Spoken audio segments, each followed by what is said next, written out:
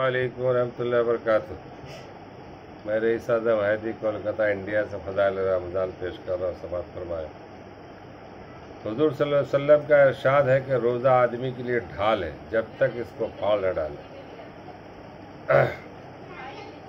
फ़ायदा, ढाल होने का मतलब ये है कि जैसे आदमी ढाल से अपनी हिफाजत करता है, इसी तरह रोज़ा से भी अपने दुश्मन यानी शैतान से हिफाजत होती है।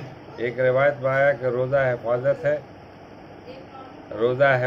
है अल्लाह के अज़ाब से, और दूसरी रिवायत में है कि रोज़ा जहन्नुम से हिफाजत है। एक रिवायत में वारिद है कि किसी ने अर्ज़ किया, या रसूल अल्लाह, रोज़ा किस चीज़ से फट जाता है? हुज़ूर सल्लल्लाहु अलैहि वसल्लम ने फरमाया कि झूठ और गिबत से।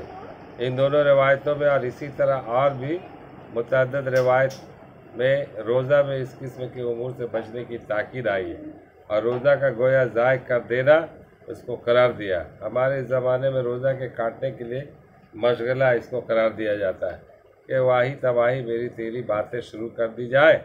बाज़ उलमा के नज़दीक झूठ और गिबत से रोज़ा टूट जाता है।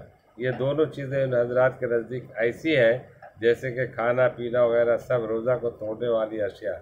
जमहूर के नज़दीक अगरचे रोज़ा टूटता नहीं, मगर रोज़े के बरकत रहने से तो किसी को भी इनकार नहीं। रोज़ा के बरकत जाते रहने से तो किसी को इनकार नहीं। अल्लाह ताला हम लोगों को पढ़ने और सुनने से ज़्यादा अमल कर की तौफीक अता फरमाए। अस्सलामु अलैकुम व रहमतुल्लाह।